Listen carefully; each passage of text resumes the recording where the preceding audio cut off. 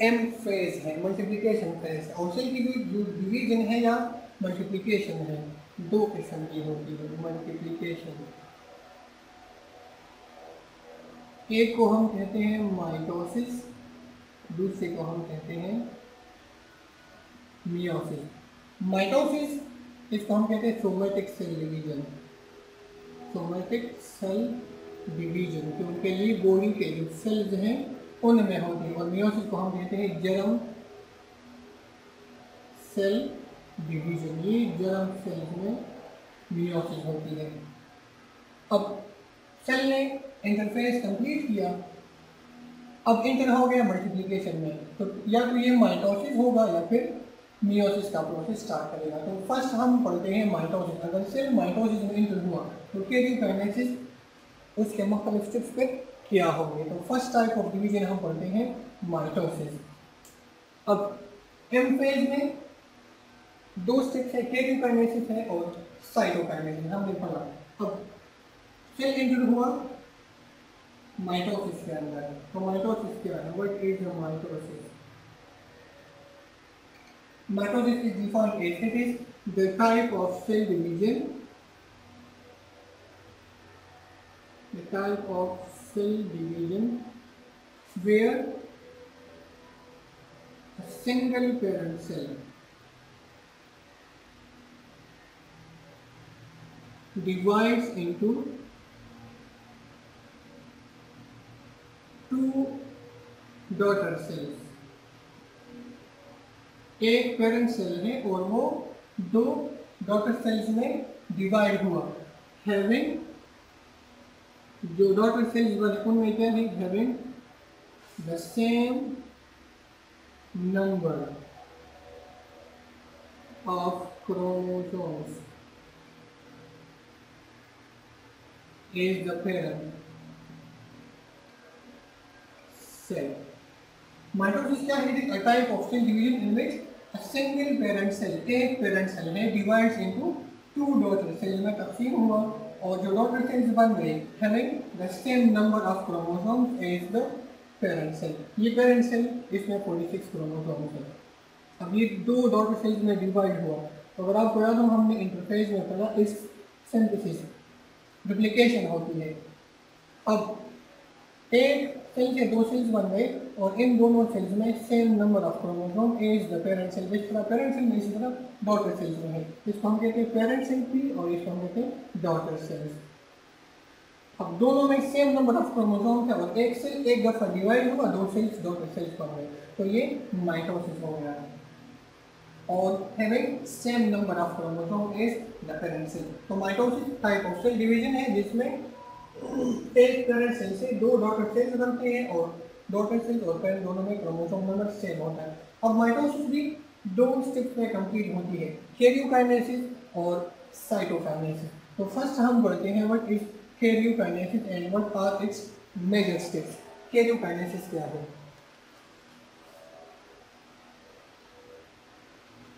अच्छा, माइटोसिस का जो वर्ड है, माइटो मीन्स थ्रेड और ओसिस का मतलब है स्टेज। अब ये एक ऐसा सेल डिवीजन है जिसमें थ्रेड लाइक स्ट्रक्चर्स बनते हैं। ये एक ऐसा सेल है जिसमें क्या बनता है, थ्रेड लाइक स्ट्रक्चर्स, और उन स्ट्रक्चर्स को हम कहते हैं स्पिंडल फाइबर्स। माइटोसिस को किसने ऑब्जर्व किया था या स्टडी किया था या डिस्कवर किया था? Discovered by, mitosis was discovered by Flemming. Flemming ने एनिमल्स में माइटोसिस स्टडी किया था, डिस्कवर किया था, और जो टर्म है माइटोसिस ये भी फ्लेमिंग ही ने दिया था। क्यों दिया था? क्योंकि इसमें थ्रेड लाइक स्ट्रक्चर्स बनते हैं जिसको हम स्पिंडल फाइबर्स कहते हैं, इस वजह से इसका नाम पड़ गया माइटोसिस। अब माइटोसिस कहाँ पर होती है? इट टेक्स प्लेस इन, आपको पता होगा, सोमैटिक सेल्स में। दो किस्म के सेल्स हैं, एक जर्म सेल और एक somatic cell. Somatic cell means body के जो सेल्स हैं, सोमा मीन्स बॉडी, कैसे सेल जो बॉडी का कोई पार्ट बनाते हैं, जैसे बोन्स हैं, किडनी है, स्टमक है, लंग्स है, लिवर है, ये सेल्स हैं। तो बॉडी के सेल्स में यहाँ पर हमारा स्किन है, यहाँ पर माइटोसिस होती है, मुख्तलिफ है, प्लांट्स अगर हम बात करें तो उनमें भी माइटोसिस होती है, वो ग्रो करते हैं। तो एनिमल्स में भी माइटोसिस होती है। अब उनकी बॉडी का कोई हिस्सा रिपेयर होता है या फिर नया हिस्सा बनता है तो वो सोमेटिक सेल डिवीजन कहलाता है, और वन उस जगह पर माइटोसिस होती है। अब माइटोसिस का जो फर्स्ट स्टेप है karyokinesis, karyokinesis, division of nucleus. अब कैरियोकाइनेसिस में फर्स्ट स्टेप क्या है, उसको हम कहते हैं प्रोफेज। प्रोफेज, प्रो का मतलब है प्रिमिटिव या फर्स्ट, और फेज वही गैप। प्रोफेज क्या है, फर्स्ट स्टेप ऑफ माइटोसिस है, ये माइटोसिस का फर्स्ट स्टेप है। अब प्रोफेज में कौन कौन सी इवेंट्स होती है? अच्छा, तो सेल डिवीजन स्टार्ट करने से पहले सेल ने क्या किया था, इंटरफेस किया था। अब इंटरफेस में ये एक सेल है और सेल की कंडीशन क्या है, 2n इसमें क्रोमोसोम नंबर है, क्योंकि ये आगे जाकर दो सेल्स में तकसीम होगा। तो इस तरह ये क्या है, ये 2n है। अगर हम यूं ड्रा करें इसको, ये इंटरफेस में सेल की कंडीशन है, ये न्यूक्लियर मेम्ब्रेन, यहाँ पर क्रोमेटिन नेटवर्क था और उसके साथ साथ दो सेंट्रियोल भी मौजूद हैं।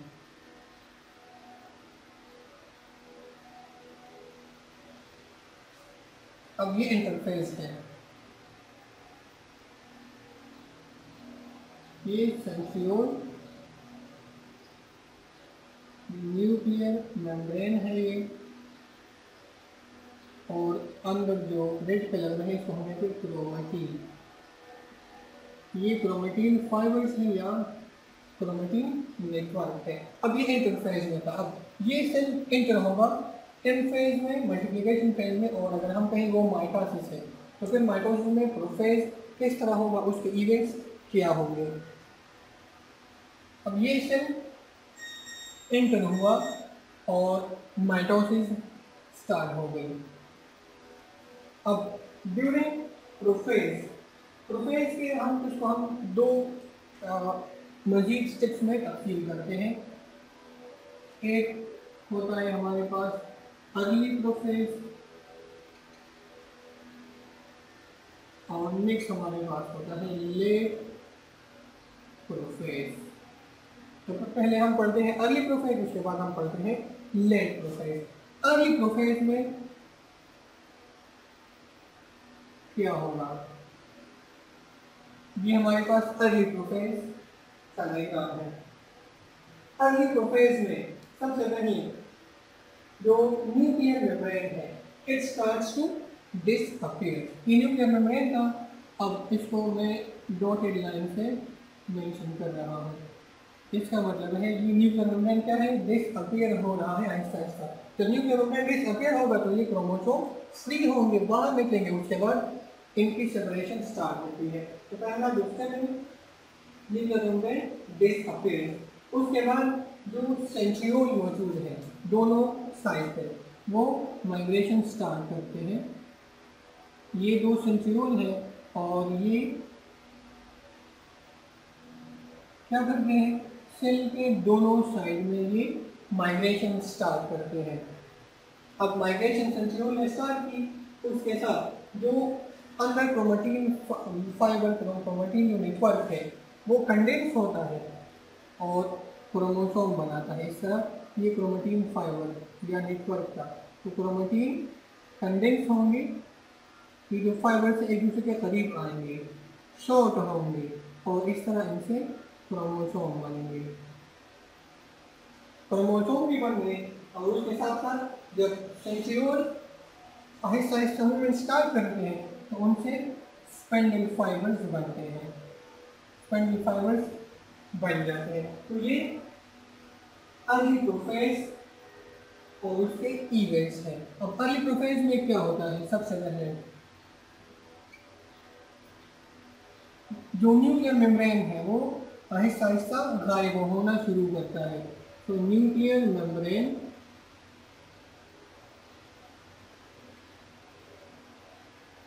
starts to disappear, गायब होना शुरू करता है। पहला स्टेप था। नेक्स्ट जो सेंट्रियोल है वो सेल के दोनों साइड पे माइग्रेशन मूवमेंट स्टार्ट करते हैं। तो centriole start to move towards either side of the cell, cell के दोनों साइड में वो मूवमेंट स्टार्ट करते हैं। नेक्स्ट जो क्रोमेटिन नेटवर्क था, अब ये नेटवर्क क्या होगा, जब ये कंडेंस होगा, ये फाइबर्स एक दूसरे के करीब आएंगे तो अब उस नेटवर्क से इस तरह के क्रोमोसोम बन जाते हैं। ये एक क्रोमोसोम है, पहले ये इस तरह फाइबर था लेकिन अब ये क्रोमोसोम बन गया। तो chromatin condense, condense means short हो जाते हैं, सुखड़ जाते हैं, टू फॉर्म क्रोमोसोम। और क्रोमोसोम का आपको पता है कि उसमें दो क्रोमेटिड है, ये क्रोमेटिड है और एक ही क्रोमेटिड दरमियान में, इसको हमने कहा था ये सेंट्रोमेयर है जहाँ दो क्रोमेटिड्स अटैच होते हैं। तो nuclear membrane starts to disappear, Aahista Aahista he disappear हो रहा है। नेक्स्ट सेंट्रियोल माइग्रेशन स्टार्ट करते हैं, chromatin condense to form chromosome, chromatin जो है कंडेंस होता है उससे क्रोमोसोम बन जाते हैं। उसके बाद इन सेंट्रियोल से स्पिंडल फाइबर्स एराइज होते हैं, स्पिंडल फाइबर्स एराइज या फॉर्म फ्रॉम सेंट्रियोल। हमने कहा था ट्यूबुलिन प्रोटीन बन जाते हैं, वो बाद में सेंट्रियोल के साथ अटैच होते हैं और स्पिंडल फाइबर्स बनाते हैं। तो ये एक सेंट्रियोल है। जब सेल डिवीजन स्टार्ट होती है तो इस तरह वो प्रोटीन सेंट्रियोल के साथ कंबाइन होते हैं तो इस तरह एक फाइबर बनाते हैं।